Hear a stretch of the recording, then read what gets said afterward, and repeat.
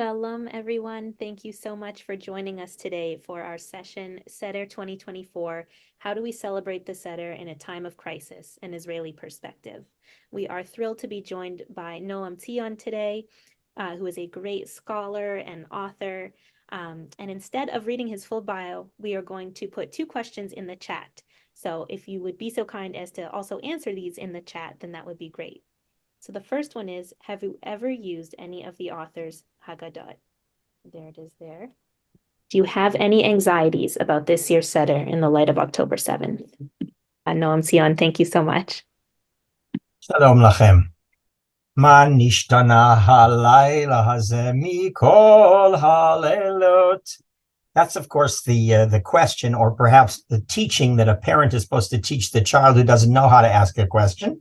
It's about curiosity. It's about paying attention to the fact that our usual activities are changed on Seder night. But for many people, certainly people in Israel, the case today is the Ma nishtana question is the question we ask about ourselves. How is our picture of the world changed? How have we changed? How would we answer any of these existential questions as parents, many times, or in people to ourselves? Do we handle the anxieties that October 7th really exploded so far and so broadly within the Jewish world? And the problem is, I don't think I have any answers for that. So it's in response to that existential uncertainty that my son Mishael and I put together basically the seventh Haggadah that I produced in my life. Seventh and Acharon Chaviv. There aren't going to be any more. Maybe in 20 years, my son's going to do another one, but it won't be me.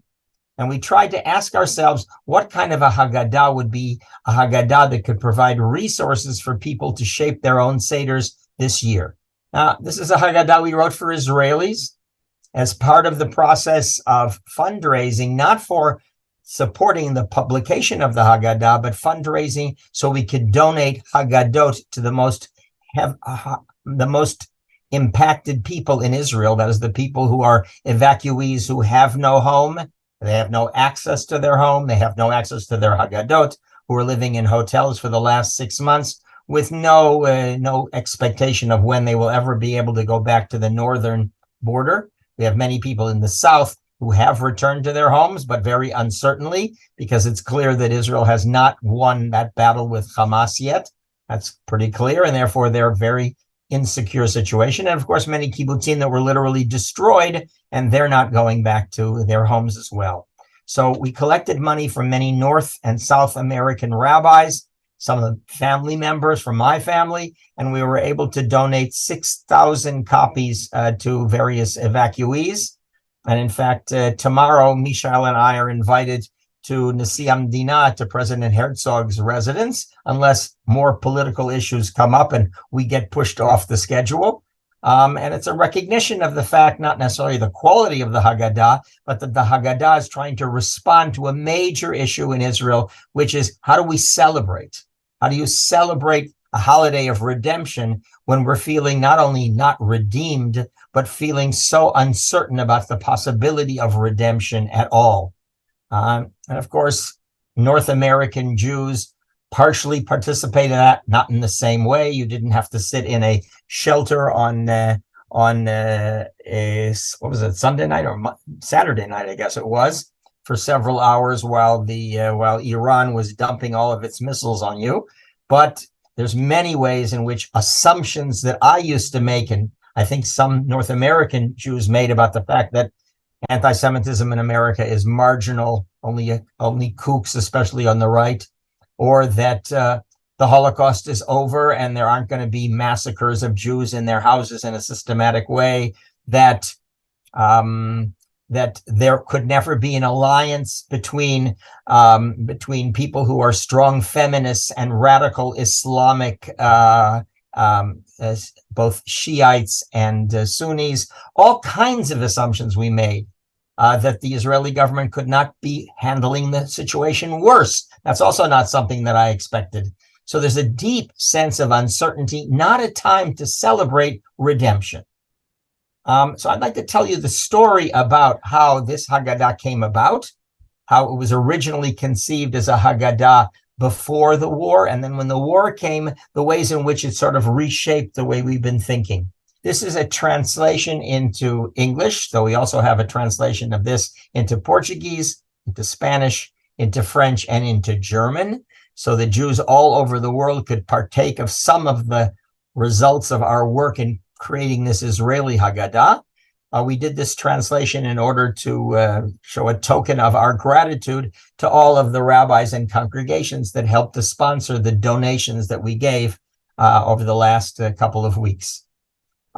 So you can download it for your own use. We're going to look a little bit of it together. We're not going to be reading all the sections. I'm going to be pointing them out as part of a larger attempt to show you how we try to respond and how we respond from an Israeli perspective to a Seder in a time of very, very deep crisis. So how did the Haggadah begin? The Haggadah began, actually my son's relationship to the Haggadah began growing up in our family, in which I had produced a Haggadah called A Different Night with my Chavruta, David Dishon, whose grandson was one of the first soldiers killed in the war against Hamas, and the Haggadah is dedicated to his memory. So that English Haggadah was the basis of our family Seders. Mishael grew up with that. When he was in the army at the age of 21, he said, we need to create something for Israelis that learns from some of those American models, at the same time applies it to what Israelis really like and need and want, and that expands itself from an Ashkenazi North American creation into a Haggadah that's good for all the Edot. So while we were in the middle of this project, I asked Mishael if he would lead our family Seder. Thought that was good practice for him. The overall principle of the Haggadah, Vigadata lebincha, is ultimately for the father and the mother to be replaced by the son and the daughter, and they take over and tell the story in their own ways. And if you're lucky like I am, your children are going to do a much better job than you are. So Mishael was leading that Seder back in 2002, using some of the pieces from our Haggadah, which hadn't been published yet, the Hebrew one. So he included, for example, all the possible customs of Edot, of the different communities in Israel, the ethnic communities. So from the Persians and the Afghanis, he took the notion of taking a leek, or in a softer version, green onions, and hitting people over the head during Dayenu. He took from the Moroccans, Behilu, where you take the Seder plate and you carry it over the head of every single member of the family, or a Yemenite custom for children to dress up as if they're going out of Egypt and to have a conversation with their parents about going to Jerusalem. And at the same time, Mishael turned to my father and asked my father to tell a story about his most powerful Seder, which was in 1948, in April, across the street from the place that I live in, which is called Talpiot in Jerusalem. My father and my mother both came to Israel in November 1947. They were there exactly at the time that the UN voted for a partition of this area. As you know, that partition has never really succeeded, at least not yet. My parents volunteered to enter into the civil servants, the civil defense, which became the Haganah, which became the Israel Defense Forces. And he and his army unit and my mother were all stuck in Talpiot, approximately 1 month before the state of Israel was finally declared, and then 7 different Arab states invaded, but there was already a civil war going on here. And my father volunteered to organize the Seder. After my father passed away, we discovered the little paper Haggadah that he used on that account. And this is part of the story that my father told when he was sitting at Mishael's Seder. And he talked about the fact that he invited Shmuel Yosef Agnon, the man who would become the Nobel Prize winner for Israel in literature and who lived around the corner and who my father knew. He knocked on his door and invited him to cross the street to enter into a little hotel there and to help to lead the Seder. That hotel has now been replaced with the U.S. Embassy, just as places in Israel tend to have multiple layers of meaning. At the end of his introduction to the Seder, my father, back in 1948, said that anybody who steals the afikoman will be court-martialed, reflecting a little bit of my father's sense of humor, which also is reflected in the Haggadot that we have. So Misha had him do that. Then he asked my mother to tell the story of the righteous Gentiles who saved her father and her uncle from the Nazis. And in fact, right after Pesach, we are going for the 90th birthday of the 11-year-old boy who was beaten up by the Nazis, but refused to say anything about where the Jews or anybody else was hiding in his house. So as the Seder was going and went really, really well, then my cousin, who's a secular Jew, came up to Mishael and said to him, "Did you hear on the radio that that Hamas had a suicide bombing in 2002 in the Park Hotel, and many elderly people celebrating the Seder in the Park Hotel, including Holocaust survivors, were murdered? Should we tell everybody?" And Mishael, reflecting back, he said, "At that moment, I suddenly understood the basic dilemma of Jews in every generation. On one hand, on Pesach, you're celebrating Bechol Dor Vador Chayav Adam Lirot Et Atzmo Ki'ilu Hu Yatsa Mitzrayim. Everybody has to, in a theatrical way, put themselves into the headspace as if they had been slaves, as if they had been liberated, and to celebrate. At the same time, we have to take into account the other Bechol Dor Vador. In every generation, there are peoples who stand up against us in order to wipe us out. And how do you balance between those two things is a perennial problem. This year, of course, it's particularly harsh, but there have been past Seders in which that has been a real tension." So Mishael decided that he, after 20 years with that Israeli Haggadah, which ultimately was very successful, that he wanted to produce a new one for a new generation. Now that he's 45, that his daughters are old, and one of them is going into the army soon. And he said to himself, how do I prepare the next generation? How do I spread the Haggadah that was successful in a particular sector of Israeli society into a much broader group? And that's when he began working on the Haggadah to update it. One of the issues was to emphasize female empowerment much more, to have more women's voices in the Haggadah. We always had women's voices, but to expand in that area. And also to reflect a little bit of the demonstrations for the previous year in favor of Israeli democracy and the independence of the judiciary, which was a major issue for about half the people in the country. Or maybe was major for everybody, but depending on what side you were on the issue. And then when October 7th happened, he said, no, there's no way for me to produce a new Haggadah. Who's got it in their mind to go and buy a new Haggadah or think about new things when you're being traumatized? And the trauma is not over, it continues. And then he thought again, and he said, no, you know what? This is exactly the time we need a Haggadah that will relate to October 7th, but will do much more than that. Or as one of the most popular words in Israel, especially in the last year, has been chosen. Chosen means resilience. It's somehow related also to the word for vaccination, or for the word immunity, chisun, or for things that are secret, like chasui. So chosen is not about immunity from danger. It's not about overcoming all vulnerability, but chosen is the ability to be resilient in cases when you are struck, when you have failed, when you have been attacked, clearly applying to October 7th, where the Israeli government and the Israeli army and the Israeli intelligence were clearly bear responsibility for a lot of what happened, is the ability to rebound from that and to rebuild. And so Mishael asked himself, what is the key element for chosen, for resilience? And in fact, one of the organizations to whom we gave 3,500 Haggadot is an organization created by people from Kiryat Shmona, particularly an expert in trauma therapy named Muli Lahad. And he organized, as one of the people who had to leave, to be evacuated from Kiryat Shmona, he organized to serve all of the northerners who are spread within hotels all over the country. And they're the ones who took the Haggadot in order to give them in a very personal way to people. So, chosen. So we came up with sort of the following notion. To build resilience, you first of all need to have lachgog, laharher, velachlom. You have to celebrate. You have to emphasize the power to be happy no matter what happened.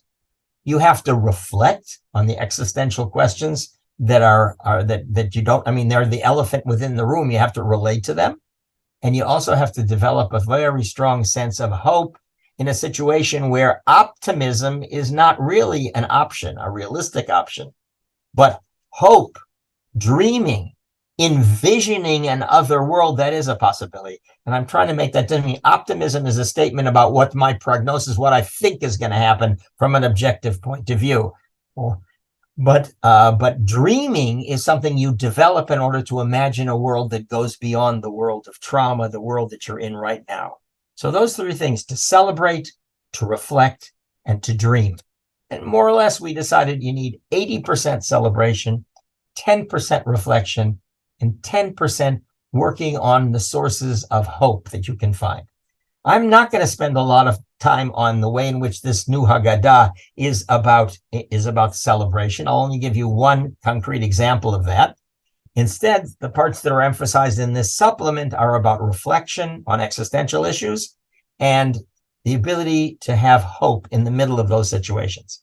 So just to point out an example of L'chagog, take a look at page 6, if you will.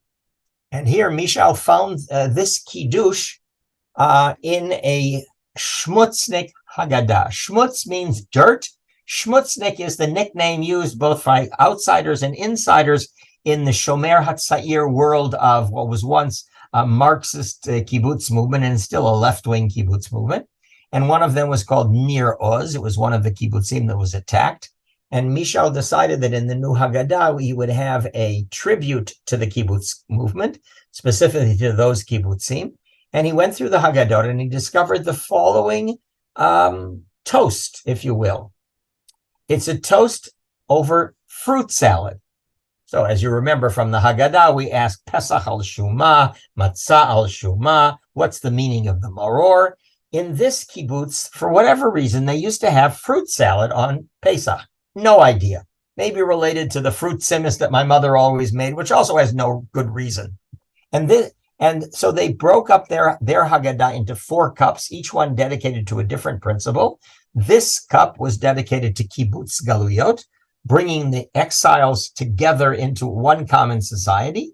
And therefore, this fellow, Avner Goren, alav hashalom, wrote the following poem, which I recommend to you, along with making fruit salad for your Seder, so that everybody will say, Ma nishtana halayla hazeh? Why are we being served fruit salad at the point when other people are having a little bit of celery or potato, or worst of all, a little bit of parsley? But that's what I strongly recommend.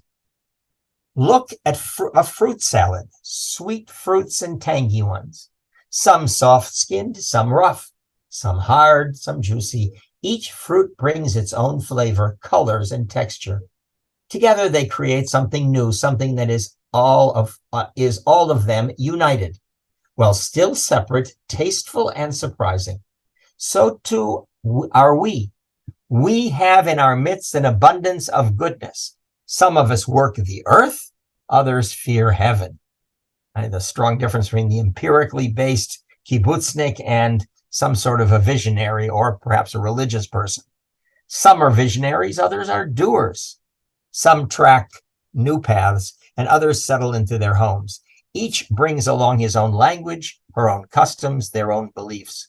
Together we are ingathering a kibbutz of exiles. He's talking about his own kibbutz as well. A fusion of cultures, a great creation, breathing and vital, new, innovative, and self-renewing. Let us raise our glass to toast our return into the gates of our land, to a kibbutz of ingathered exiles, celebrating its fusion of cultures and welcoming all who gather and take part.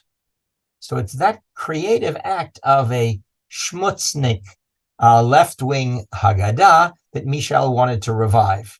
Avner Goren and his wife were murdered on the 7th of October. We presented this Haggadah with his poem to his sister and to his brother-in-law. And along with that, right, that integration. So if we're going to think about the terrible things that are going to happen, we're not going to think about them in terms of of the pain and the suffering. We're going to think of it in terms of the creativity of their lives and the way in which we can celebrate that creativity. Next to it is a picture done by our illustrator, Mishael, who's a political cartoonist. This is his drawing of Kibbutz Be'eri, one of the biggest kibbutzim. That was 1/3 of the people were either kidnapped or murdered, 1/3 or 1/4. And he did a picture of Be'eri, but not in its destruction. In fact, in its reconstruction. You may be able to see in the back are people putting up a house. And of course, we have red, which clearly also reverberates for us with the notion of blood, which there was plenty of in Be'eri. But it's also one of the things that in Israel, that part of the negative is known for. It's called a Darom Adom, the south, where we have the red kalaniot emerging, the red poppies. And so it's a celebratory picture in the midst of a process of rebuilding. Now take a look now at page 14. And I'm going to show you another part of the creativity and the celebration that we're interested in. This has to do with the celebration of the four, let's go back to, a section on the Arba Banim and Arba Banot.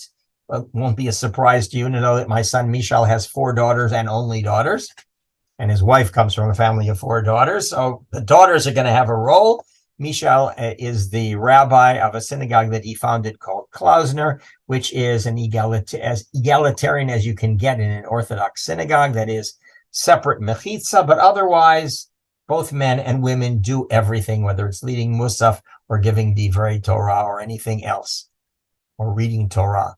So in this picture, we know from many different artists, whenever they draw the 4 children, usually the 4 sons, then they also reflect the culture that they're living in.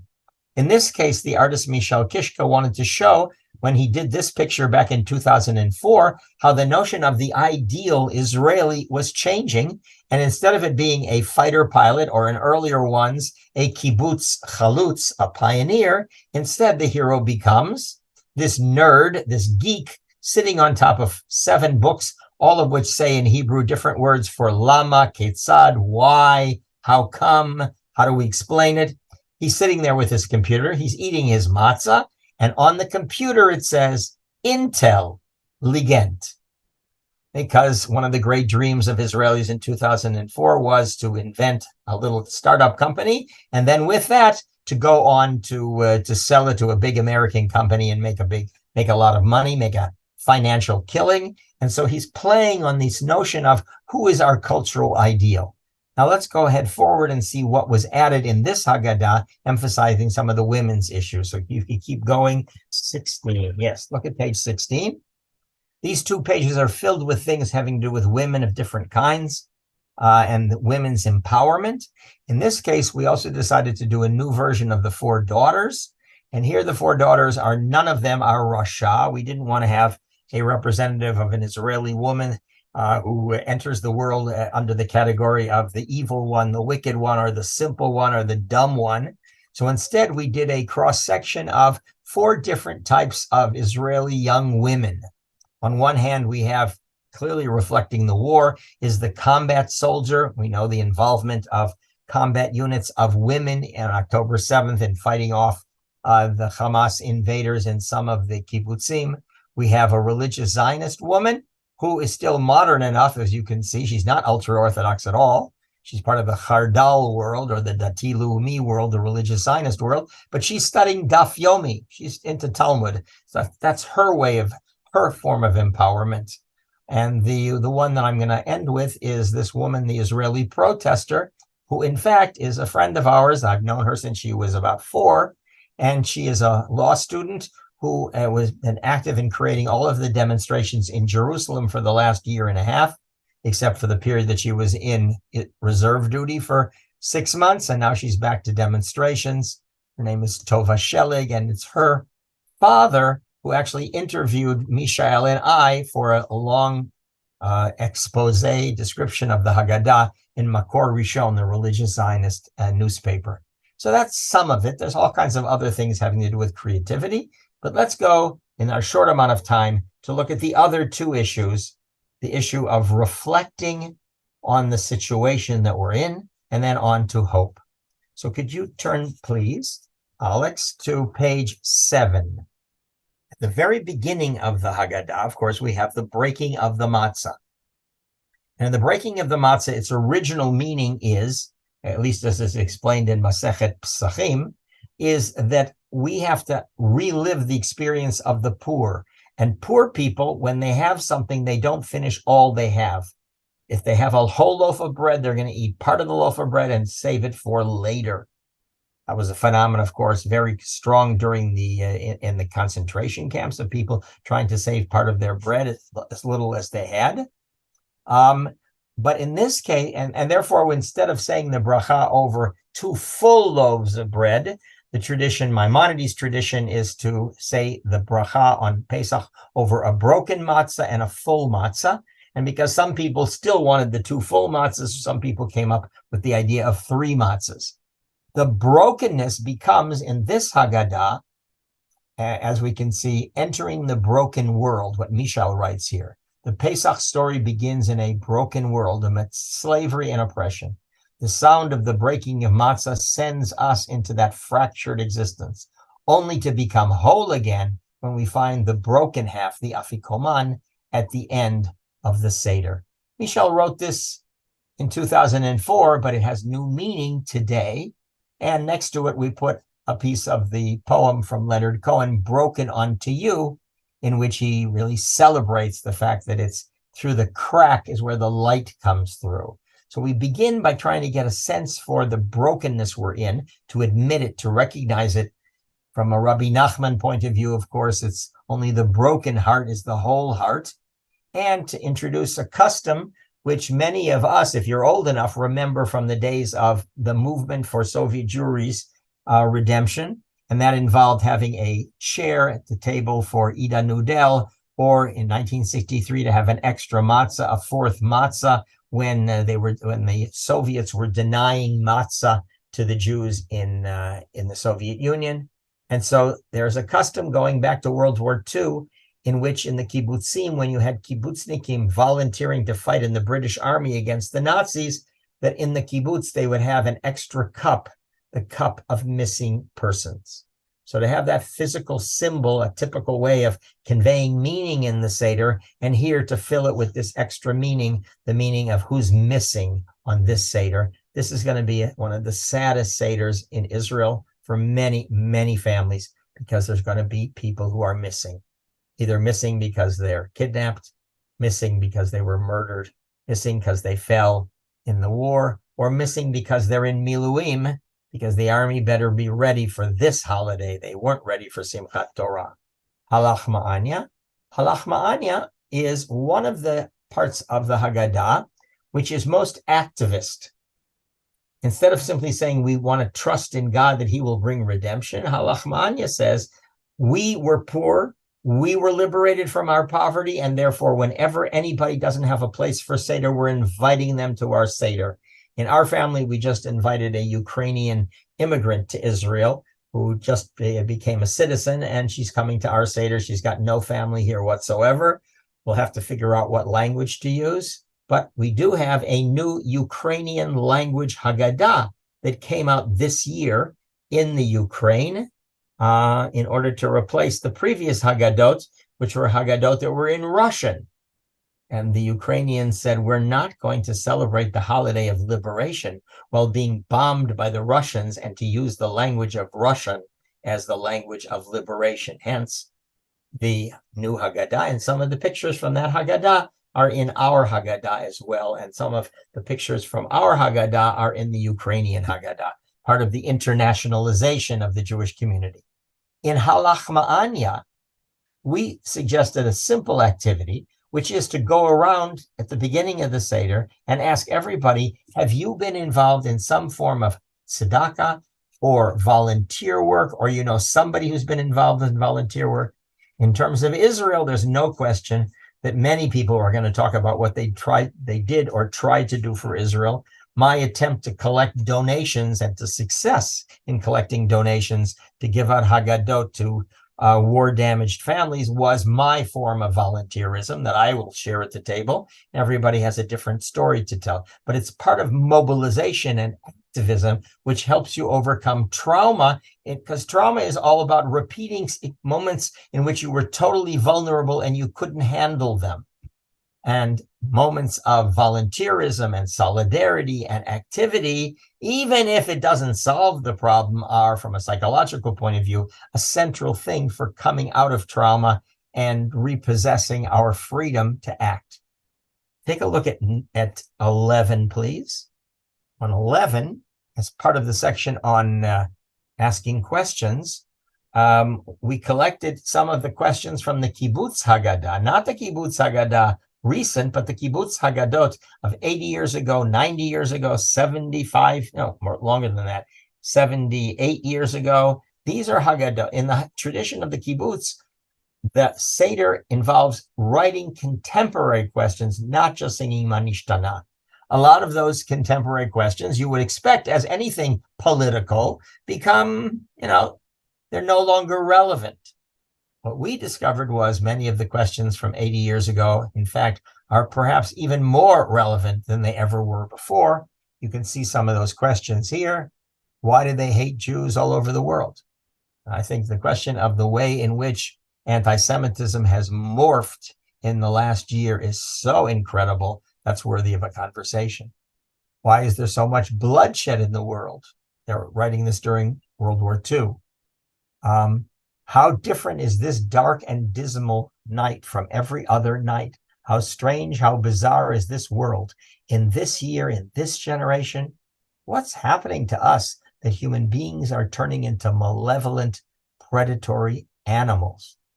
What is happening to people whose consciences in their chests are silenced? I think that's certainly with what Hamas did. Those are questions that I ask very deeply. So it was a question of introducing those questions. And the last of the ones is one from Nachal Oz, one of the kibbutzim that was overrun. In 1956, many new kibbutzim were settled along the new Egyptian border next to Gaza. In its first Haggadah, compiled and printed in 1956, Kibbutz Nachal Oz, located on the Gaza border, modified the 4 questions as follows. On all other nights, our ancestors were slaves to Egypt, subject to their taskmasters.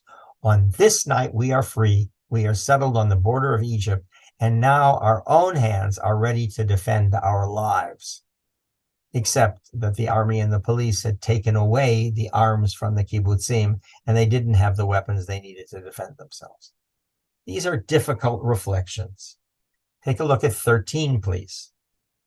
13, you have a picture of from the Ukrainian Haggadah. Here, they're celebrating in Kiev. The woman who's running the Seder is a young woman who just learned about what Pesach means in this Jewish organization for women called Kesher, which has centers in the former Soviet Union, in the Ukraine, in the United States, and in Israel. And the woman who organized this Seder, in the middle of her Seder, began the Russian bombing of the houses on her street. That's why the picture is called Manishtana.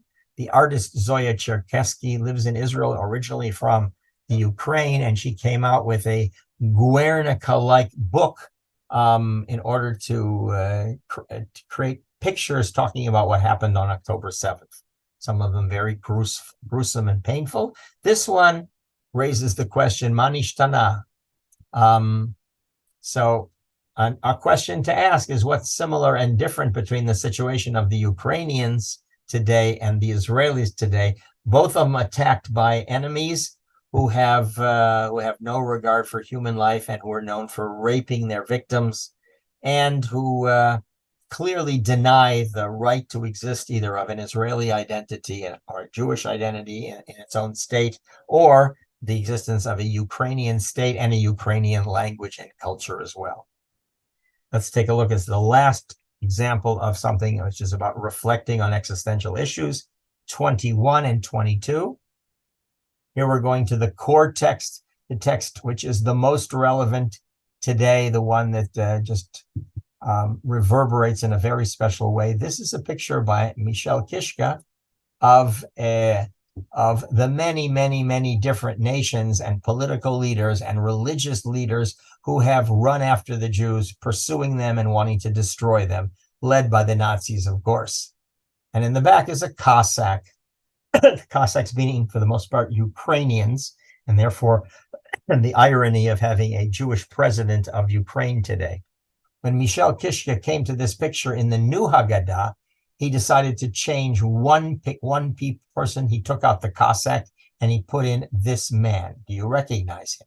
He's not a particular person, but he is a real person. This is, if you ever saw any of the release and exchange of hostages that we had in that wonderful week, then these were the Hamas terrorists with their made in Iran equipment and with the specific colors of radical Islam. These are not the colors of Palestinians.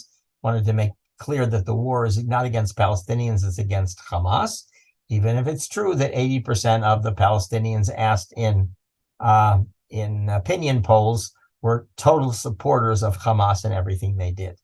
How do you handle this?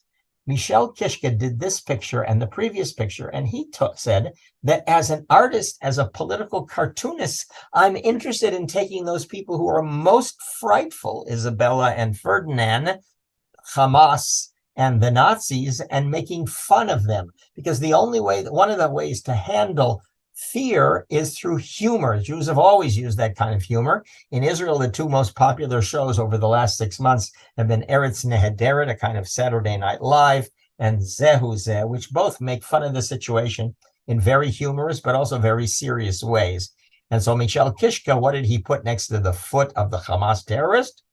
A banana peel. It's part of that ability to laugh at our most mortal and inhuman enemies that allows us to survive. So that's part of the reflection.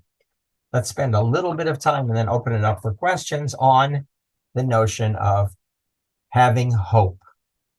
Okay? My wife is a trauma therapist. She works with a group on a support group with parents of children who were murdered in the Nova dance festival. She has another group she works with grandparents who lost their sons for the most part, and some daughters in the battle in the war, the military battle with Hamas. Very difficult situations. And one of the things that happens when you're either in that danger or you're the family of that danger is you move into a survival mode in which you live totally in the present and sometimes totally in the past, in the sense of trauma. And one of the ways to get past it, or one of the marks that you have gotten past it, is the ability to imagine a different world next week, to imagine that things could be different a year from now, that there could be any kind of a healing process at all. Not that you can make up for that loss, but maybe nevertheless you can still rebuild the life and get meaning out of that loss. And so the notion of having peace having hope is very central to our chosen, to our psychological resilience. Let's look at two different people who have every reason in the world not to have much hope, and yet have found a little bit of hope, and we put that into the Haggadah. Look at page 23. This is from a Jerusalem comedian, the man here in the picture. He's involved in protests here, named Jackie Levy. He comes from a Moroccan family, grew up in a traditional home in Machane Yehuda, and he married into a family of shmutznikim. And his daughter and his sister-in-law was in the terrible situation of having 3 hostages in Gaza who were all kidnapped: her husband and her 2 young children, a boy and a girl. When the girl and boy were released in the prisoner exchange, and when she finally not just heard about it on the radio or on the TV, but actually the kids joined her, then she screamed this incredible scream and yelled out, "Yesh Elohim." Yesh Elohim is a typical soccer response when you get a goal. Yes, there's a God. I got a score. And for her, this Yesh Elohim is that I've gotten my children back. And so Jackie Levy says that Yesh Elohim is a secular version of Hodu Ladonai Ki Tov, which is the response of people who were, according to Psalm 107, is the Birkat HaGomel response when somebody is saved.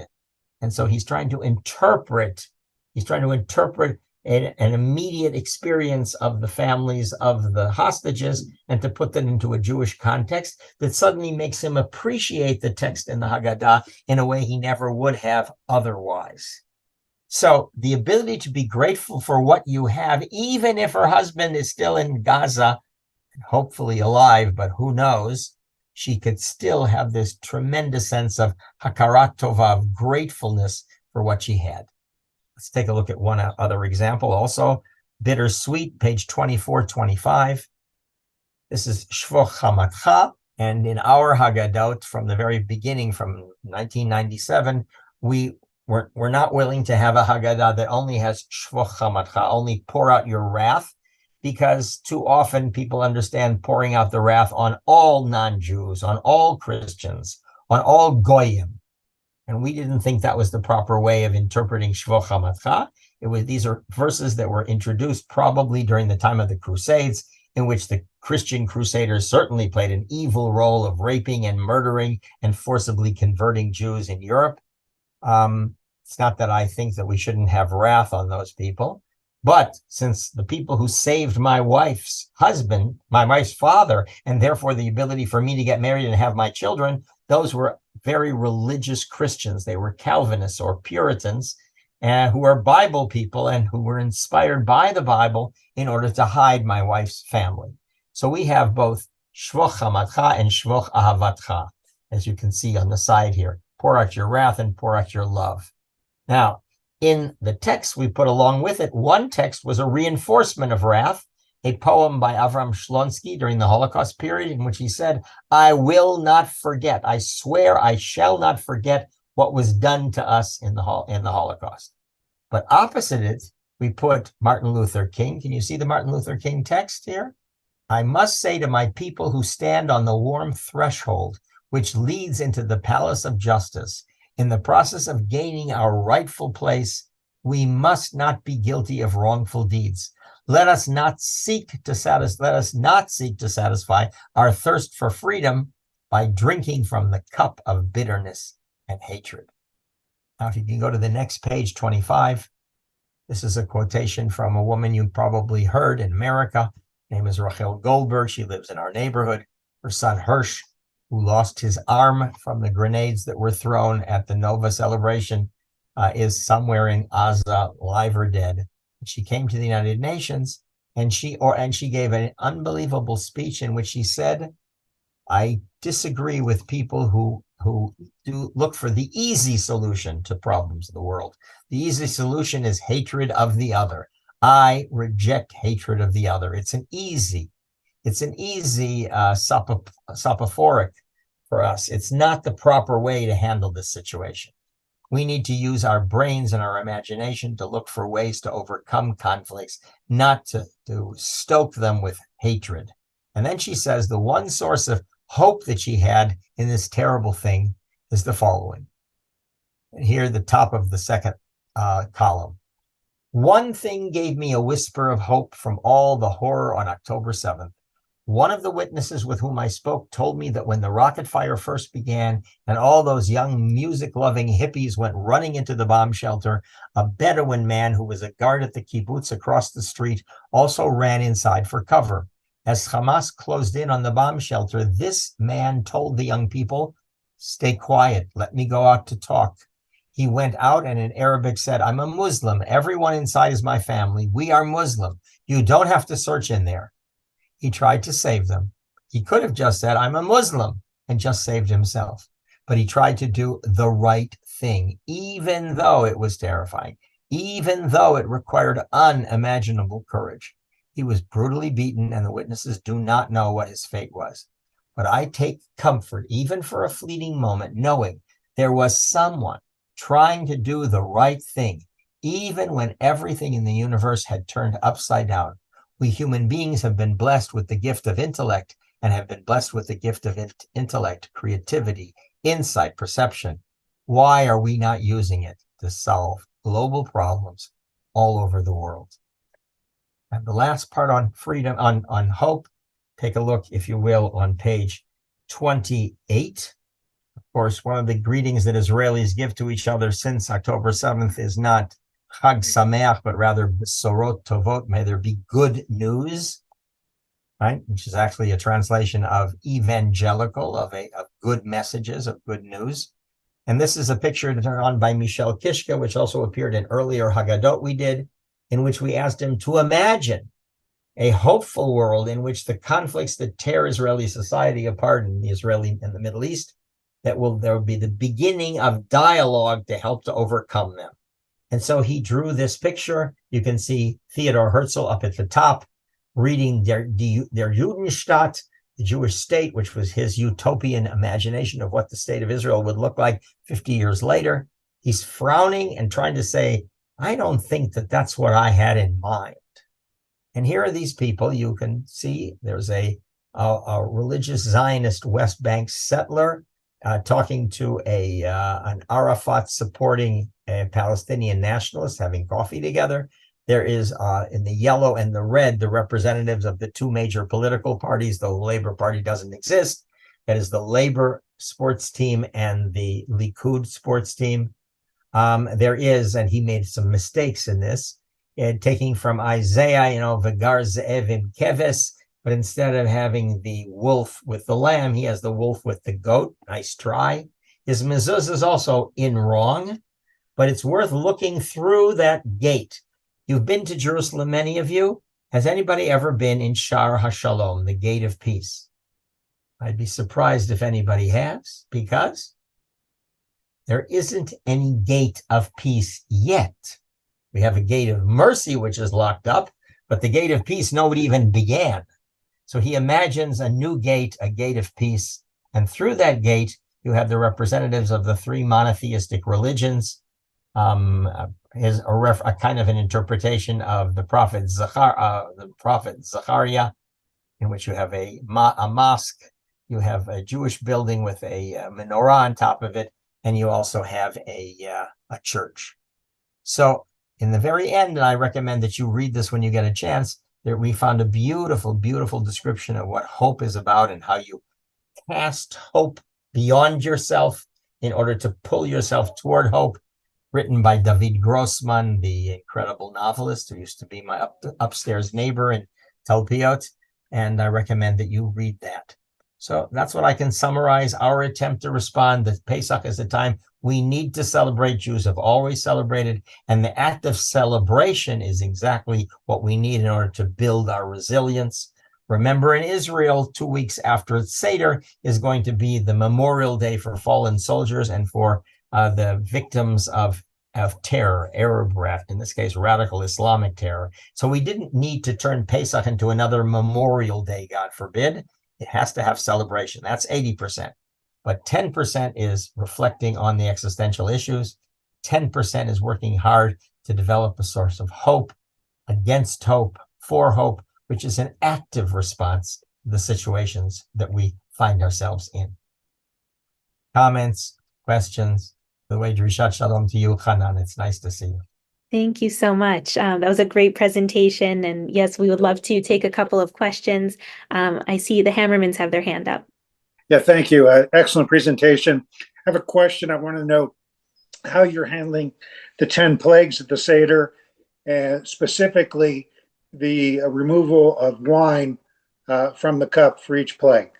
That's not one of the things that we changed, although obviously the meaning of the plagues is very different when you think about the plague, and one could clearly list new plagues of one kind or another, and one could talk about the plagues that Hamas has brought on the population of Gaza as part of those plagues as well. We decided not to work on that issue, but we do have in our earlier versions of the Haggadah special things that deal with the 10. What I would point out is that the interpretation that says that the pouring out of wine is a way of decreasing our joy, because wine is a source of joy, especially on holidays, and is a way of understanding that we mourn the suffering that happens to the Egyptians, even if the Egyptians were the ones attacking us and trying to drown us. That actually doesn't have any source for that source. Sometimes it's referred to Abarbanel in his 16th century Haggadah. I've been through it and I can't find it there.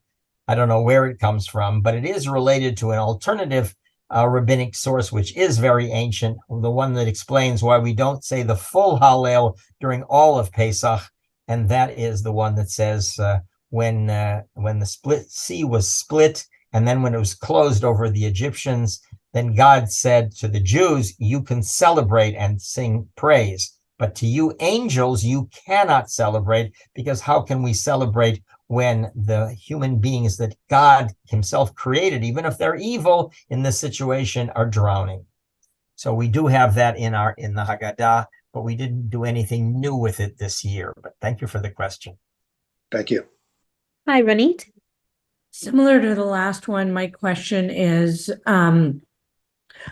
whether any thought to change of Dayenu or any kind of pause in Dayenu. It's a very good question. We did not do anything in this Haggadah with Dayenu. This Haggadah is also somewhat briefer than the previous Haggadah. It's 96 pages instead of 184. And therefore we had to drop a lot of things we had in the previous Haggadah because we wanted the Haggadah to be less expensive and to get to much broader populations in Israel who would be put off by a 184-page Haggadah when they're used to very, very, very minimal Haggadot. In the earlier works with Dayenu, we did have sections that talked about what is Dayenu for you, what would give you. But I think the overall theme of Dayenu is a very important one for today. So if I were to add something to it, I would say the following. If I thought that living in Israel were the period of redemption, which of course was what Ben-Gurion believed in, that the socialist state of Israel, along with the socialist revolution, would be a messianic world. And clearly the religious Zionists, especially those associated with the West Bank settlers and who are followers of Rav Kook, and especially his son, Rav Tzvi Yehuda Kook, are believers that we are in the final Geulah, not a temporary redemption, but rather a final redemption.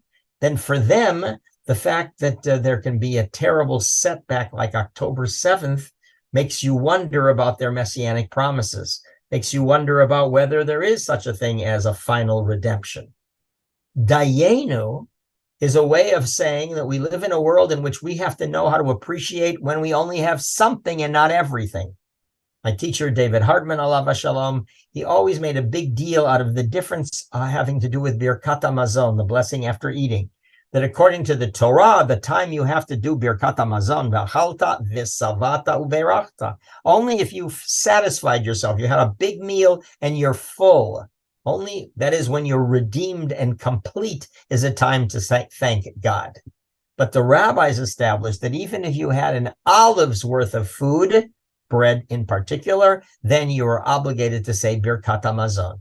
And David explained it the following way. He said, the rabbis who are living in a period without redemption, after the destruction of the Second Temple, in a period in which there's a not Christian, but Roman persecution, and clearly no chance for Jewish autonomy even, then in a context like that, we have to say Dayenu and to thank God even for small favors.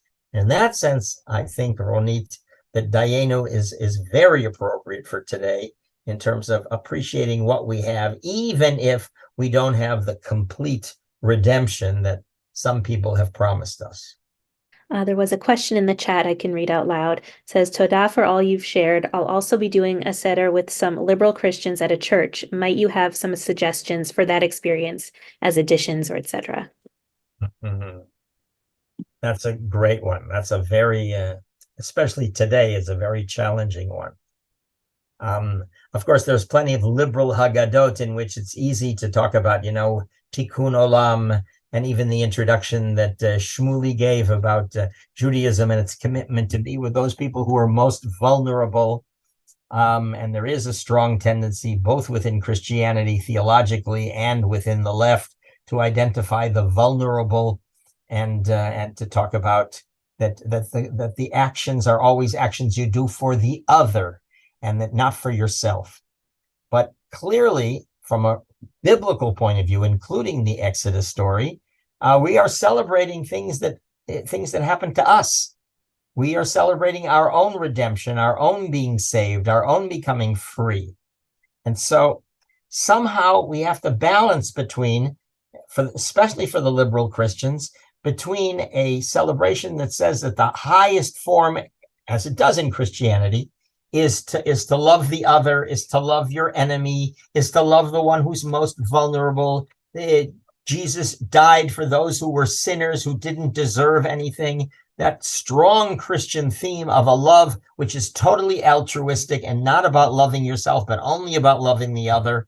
And a Jewish point of view, which begins with loving yourself, you love the other, but on the basis of loving yourself, or the notion of tzedakah. First, you take care of your own basic needs, and then you invite other people to your home. First, you have a home, and you have a Jewish state, and then you invite other people to come into your home. So I think there's going to be an element of tension there. And I don't know. I don't know how I would handle it off the top of my head, but I would expect that there's going to be a certain tension there, as there might be with progressive Jews who demonstrated in favor of Hamas. And we know there are people like that who think that all Arabs and all Palestinians are victims, and anything a Palestinian to do by any means necessary, including rape, is legitimate. So there's going to be a lot of tensions at the Seder, and there'll have to be a way to find to allow people to say what they have to say without turning it, I think, into a political debate, but also without being apologetic about our own needs and our own redemption and our own sense of vulnerability. In every generation, they come to try to kill us. A harder question than the answer I have to offer. Thank you. Thank you so much. This was a great presentation and an amazing resource. As in addition to sharing it in the chat, I can also email the Haggadah to everyone after the class so that you have a copy there as well. And thank you so much for joining us. And just want to let everyone know we have another class tomorrow at 1 p.m. Pacific time, How History and Genetics Define Jewish Diversity and Identity, with Dr. Boris Drasnin. So we hope you can all tune into that as well. And wishing everybody a very happy Passover. Shalom Shimon and many, many other people who I know very well. I didn't see you and I didn't hear you, but you were there and I know it. I appreciate it. Regards from Baltimore. Oh, good. From Krieger Schester, remembering you so fondly and your many visits and how well you taught us. Thank you so, so much. It was fabulous. A pleasure. Everyone, take care.